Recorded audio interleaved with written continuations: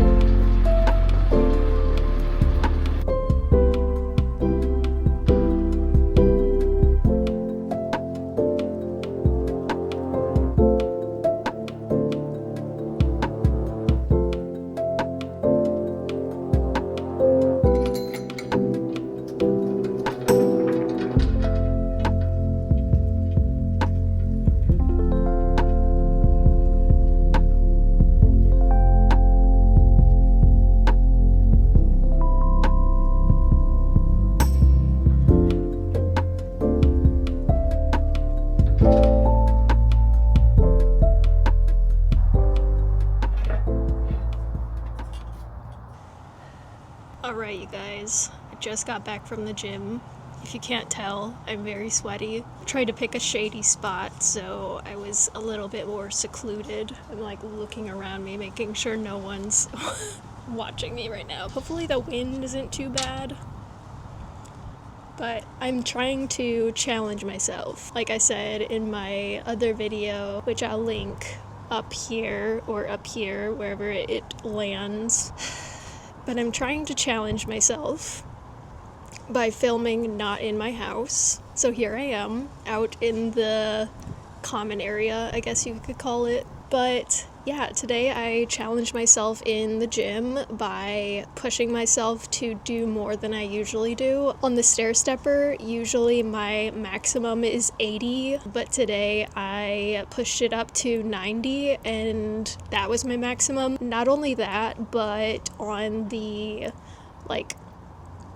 arm pull down machine, I also went up to 70 pounds instead of 55.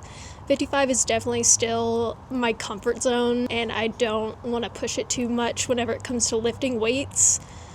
So I only did 3 reps of 70 pounds, but at least I tried. I think this year for me is going to be the year of pushing boundaries, not only with YouTube, but with my workouts and also my job. So right now I'm a full-time graphic designer for one company, but next week I will be onboarded as a freelancer for another company, so that's super exciting. So I will be adding at least 15 hours of work on top of my already 40 hours of work, as well as I am interviewing for another position freelance. I could potentially have 2 freelance jobs on top of a full-time job, which is crazy to me, but you know what? We're gonna try it out. We're gonna push myself and push the boundaries of what is the norm in 2026. We'll just kind of see how it goes. We'll play it by ear. I see someone coming, so I'm gonna hop off, but yeah. I'm back home now, obviously. As I was saying earlier, whenever I was sitting outside, 2026 is the year of pushing boundaries and challenging myself, whereas 2025 was the year of establishing routine and establishing consistency. I think I've definitely achieved that for sure. I definitely have a solid workout routine and time that I do it. I want to walk you guys through how I plan my workouts and how I stay on top of them. Usually I just use my reminders app on my phone to plan my workouts. So what I'll do is usually anytime between Friday and Sunday, I will sit down, look at what phase I am in, whether that's menstrual, follicular, luteal, or ovulatory, not in that order.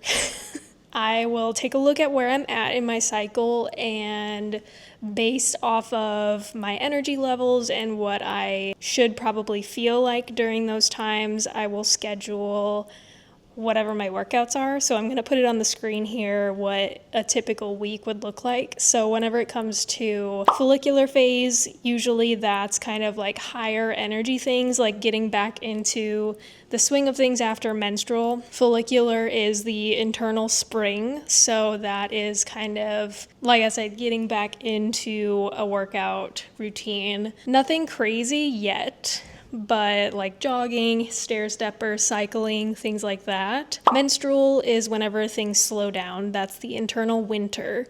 And that is things more like walking, yoga, slower pace things, less impact. Sometimes if I'm feeling up for it, I'll even go with stair stepper, either on the earlier stages or the later stages of my menstrual phase. I will go a little bit heavier on the workouts. But during the middle portion, I'm typically doing things like yoga or some slower pace like outdoor walks if it's a nice day. I need to set this down. My arm's getting tired. I worked out today. Okay. All right, let's sit over here. Okay, that seems good. So I've talked about follicular and menstrual. Ovulatory is the internal summer. So that's whenever you go crazy with your workouts, whatever you want to do. I like to do outdoor runs during this time. Hardcore, stair stepper. I love the stair stepper if you can't tell. It's just kind of a default workout for me. Usually I like to focus on arms during this time. I read somewhere that you get more benefit from doing arm workouts during your ovulatory phase, so I like to incorporate that with strength training, with like dumbbells or even the arm pull down machine. Typically, this is the time where I like to get out and work out instead of staying inside. Like during menstrual phase, I'm like, I just want to stay inside. I want to play Beat Saber.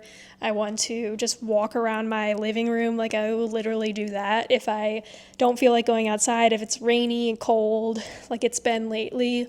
And then luteal phase is right before your menstrual phase. So that one is similar to menstrual. It's the internal fall where you're kind of slowing down. You might do more walking or less impact workouts. I like to do incline walking during this time, so it's not too light, but it gets a little bit of a sweat going. I'll do the elliptical during this time. That's a good one, kind of a low impact. Doesn't really impact your joints very much. That's kind of the gist of it. And like I said, I'll sit down on Friday, Saturday, or Sunday and plan out a week in advance. I don't like to go too far ahead because then it's almost not going to work out that way. Like if I plan 3 weeks in advance, it's just not going to happen.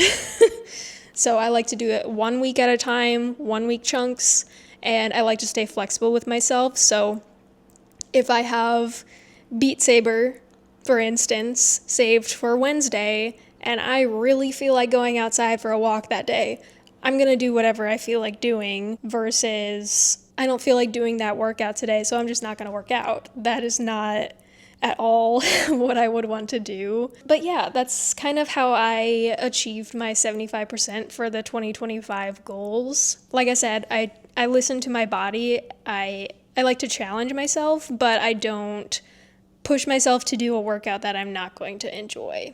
I think that's so crucial in wellness, where if you're not enjoying it, it's no longer wellness. You know what I mean? So, yeah. Like I was saying, 2025 was the year of establishing routines, but 2026 is the year of pushing the boundaries.